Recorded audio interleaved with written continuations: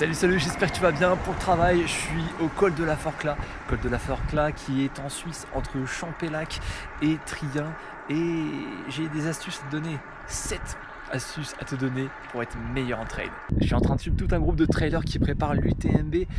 Bon, je les suis pas à pied parce que clairement avec l'entorse que je me suis fait au championnat de France il y a 2-3 semaines, c'est compliqué de faire les 180 km et 10 000 de D+. Du coup je les suis à vélo directement et là je suis monté directement, j'ai fait tout le col de la Forclaz et je les attends directement en haut. Bref, le plus intéressant là aujourd'hui, ça va être le premier point déjà pour être ultra bon en trail. Déjà le premier point, c'est comment être efficace en descente, dans une descente comme ça ou bien plus technique. Comment on fait finalement pour pouvoir bien attaquer. J'aurais tendance à dire moi déjà 2 trucs, l'attaque et puis le regard. Je m'explique. En gros le regard, il faut vraiment regarder 1 voire 2 voire 3 mètres à l'avance pour prévoir ce qui va arriver et finalement ne pas tant regarder ses pieds mais plutôt regarder loin devant. C'est comme quand on conduit une voiture, finalement quand on est dans un virage, on ne regarde pas le début du virage, on regarde au bout du virage. Et là c'est pareil, tout prévoir. Comme ça si on voit qu'il y a une branche, un obstacle, un gros caillou, quelque chose à gravir dans la descente, des fois il peut y avoir des petits ou gros rochers à gravir, au moins on prévoit toute la suite. Ça c'était la première partie du point. Et puis deuxième chose, ça va être l'attaque. C'est un truc qu'on apprend pas mal en athlétisme, c'est de courir légèrement les épaules en avant, ce qui fait que ça crée un déséquilibre et ça nous entraîne vers l'avant. Et justement en descente c'est pareil, il faut justement se pencher en avant, accepter le fait d'attaquer un peu la pente. Alors oui, on peut avoir un peu peur, mais franchement avec un peu d'entraînement ça le fait totalement et tu vas voir que tu vas beaucoup moins appréhender les pentes après, surtout les descentes en l'occurrence, parce qu'en fait si on est constamment sur l'arrière, finalement on se ralentit plus qu'autre chose et en plus ça crée beaucoup plus de peur encore et encore dans la tête. Et voilà, on arrive à Trien pour le deuxième point. Deuxième point, j'aurais tendance à dire moi la nutrition et l'hydratation, surtout faire très attention à l'hydratation et la nutrition. Pourquoi? Parce que tout simplement après c'est grosse fringale et là c'est compliqué. Comment on s'hydrate bien, comment on mange bien en trail?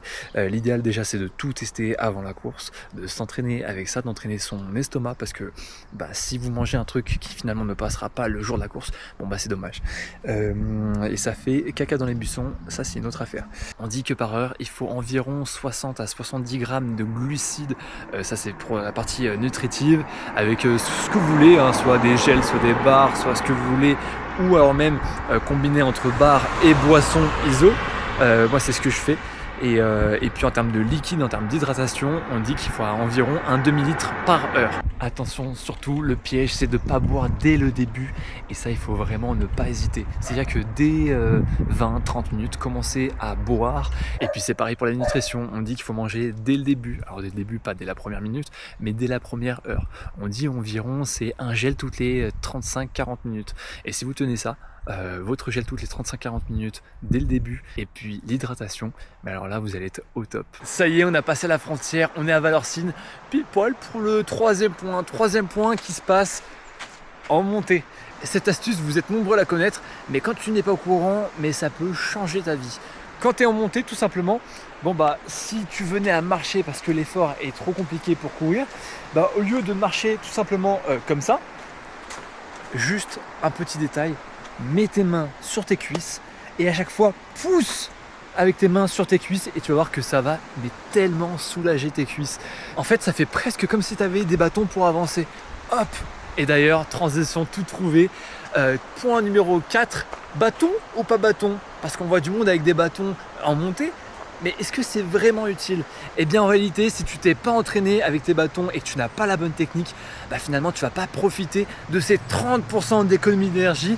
30%, pourquoi? Parce qu'en fait la posture fait qu'on est beaucoup plus redressé, donc une meilleure respiration, et puis en termes d'effort, on dépense moins d'énergie tout simplement dans les jambes, mais plutôt dans les bras. Sauf que finalement, si tu as des bâtons et que tu sais pas t'en servir, ça va juste t'encombrer, utiliser de l'énergie des bras pour rien, et en plus finalement utiliser de l'énergie mentale parce que tout simplement tu vas l'utiliser sans vraiment savoir comment faire. Voilà, donc finalement pas forcément obligé de prendre des bâtons. Et ça, il y en a beaucoup qui pensent que c'est obligatoire de monter les bâtons. Non, il faut savoir faire. Je t'assure, et si tu me crois pas, je t'invite à regarder par exemple le replay des championnats de France de trail. Tu verras qu'il y en a qui ont fait le choix clairement de ne pas prendre de bâton. Pourquoi? Parce qu'ils viennent peut-être plus du côté athlétisme et qui n'ont pas pris le temps de vraiment travailler la technique du bâton. Donc finalement, c'est plutôt des bourrins qui n'ont pas du tout besoin des bras, mais qui mettent tout dans les jambes. Autre chose pour la montée, ça sert à rien de vouloir faire des grandes foulées qui vont juste en fait utiliser toute ton énergie. Non, ça sert à rien. Il faut plutôt faire des petits sautillements sur la pointe des pieds qui vont déjà de 1 t'économiser de l'énergie physique, mais aussi de l'énergie mentale. Pourquoi? Parce qu'en fait, tu vas pouvoir toucher tous les petits détails du sol et ainsi ne pas déraper, ne pas galérer avec les gros cailloux, tout ça. Non. En fait, là, tu fais petit à petit et ça se passera beaucoup mieux. D'ailleurs, pour une super gestion de l'effort, tu peux très bien combiner entre sautillement et marche. Comme ça, tu seras au top. Ça y est, on arrive sur la dernière montée. Il en reste 14 km pour 700 de dénivelé positif. Ça va être la montée qui va mener à la Flégère, juste là-bas. Et quand tu arrives à ce moment-là en trail, c'est que tu as bien respecté le 6e point que je vais te donner. C'est tout simplement faire du renfort musculaire, voire même de la muscu. Parce que le trail, oui, ça utilise quasiment tous les muscles de la jambe, contrairement par exemple à la course à pied sur route qui utilise un peu moins les cuisses, un peu moins les ischios. Donc déjà il y a beaucoup de renfort musculaire à faire là-dessus pour être à l'aise en montée. Déjà de 1, et puis évidemment toute la chaîne abdominale, ce qui va te permettre de pouvoir remonter les jambes, de faire la transmission entre le haut et le bas du corps. Ça c'est pareil, que ça soit sur trail, sur route ou sur piste, là-dessus il n'y a pas de secret. Et puis en trail, vu qu'on a des bâtons, il va falloir travailler aussi un peu toute la partie bras, un peu épaules. Bon, je suis pas le meilleur exemple pour cette partie-là. C'est pour ça que je dis un peu épaule, parce que moi c'est un peu approximatif. Et on voit Théo Détienne toujours en train de montrer son triceps. C'est pas pour rien. C'est que vraiment la poussée des bâtons quoi. Après franchement, il y a encore quelques mois, je faisais pas du tout de muscu, un tout petit peu de renfort musculaire. Donc si t'en fais pas, c'est le moment de t'y mettre. Mais t'inquiète pas, c'est pas extrêmement grave. Mais si tu veux avoir un truc game changer, c'est vraiment ça quoi. Ça y est, bien arrivé à Chamonix. Bon, il pleut, c'est pas dingue. Le Mont Blanc, un peu dans le brouillard, même bien dans les nuages. On le verra pas aujourd'hui. Bref, en tout cas, dernier point pour être bon en trail. Et là, ça va parler surtout de compétition. Pour moi, s'il y avait un seul conseil à retenir, ce serait celui-ci. C'est cours comme tu le sens.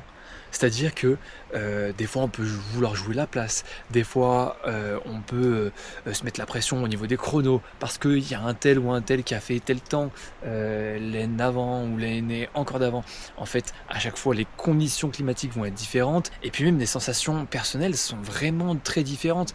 Moi ça m'est arrivé plein de fois pendant les trails de me faire malmener au début, de pouvoir revenir. Bon, en réalité, c'est plutôt l'inverse. Je travaille encore, mais j'avais tendance à partir un peu vite, réflexe de crosse, et justement me faire attraper derrière. Donc ça veut rien dire en fait. Notamment, plus la distance va s'allonger, plus justement ce facteur-là de il faut courir à sa sensation est encore plus puissant.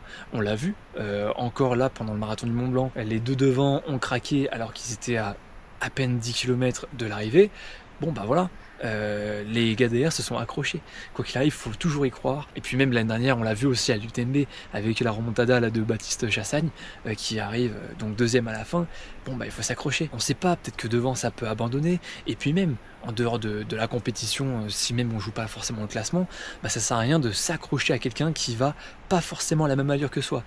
Je m'explique. C'est-à-dire que il y en a qui ont des qualités de grimpeur, d'autres des qualités de descendeur, d'autres plutôt sur du plat, mais on est tous différents. Donc ça sert à rien si on fait la course entre un grimpeur et un descendeur, ils vont pas faire la montée à la même allure, ils vont pas faire la descente à la même allure. Donc tout ça pour dire qu'il faut se connaître, apprendre à se connaître, et puis courir à son allure, sans jamais trop se mettre dans le rouge, à part sur la fin où il faut tout donner. En tout cas, j'espère que tu as bien aimé tous ces petits conseils là. Je te souhaite une bonne journée, abonne-toi à la chaîne, n'hésite pas à mettre un petit pouce, ça fait plaisir, un petit pouce bleu, et puis à la prochaine. Allez, ciao ciao.